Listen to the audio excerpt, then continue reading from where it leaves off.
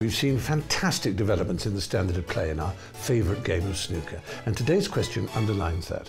I asked you what were as rare as hen's teeth in the 80s and are now 10 a penny. Our QI guests should know the answer better than anyone. In the 80s, what was as rare as hen's teeth and now 10 a penny? Kicks. But are they 10 a penny? I don't think they're 10 a penny. Maybe centuries. Maybe centuries, yeah, but yeah. They're not 10 a penny. Oh, well, you should know. You made enough of them. Maximums. But there's misses. I bet there's hardly a frame goes by without a missus. A missus? Yeah, all the wives sat in the front row. Whose missus is that? No, but you know, since the miss rule came in, replacement of the balls. Yeah. Maximum, surely. Yeah.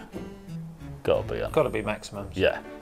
So I think we'll go for maximum breaks. Maximums. I mean, obviously centuries weren't as rare, but certainly 147s were very rare in the 80s. So Yeah, that would be the answer. I would go for 147s.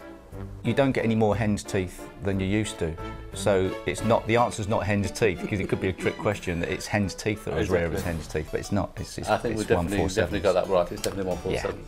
Yes, what once were rare and are now very commonplace, we're talking, of course, about maximum breaks. Steve Davis made the first official one in competition in 1982. It was also the first on television. His reward was a Lada car. I'm not going to say anything. But it should be remembered that the great Joe Davis was the first man ever to make a 147 in an exhibition match in 1955.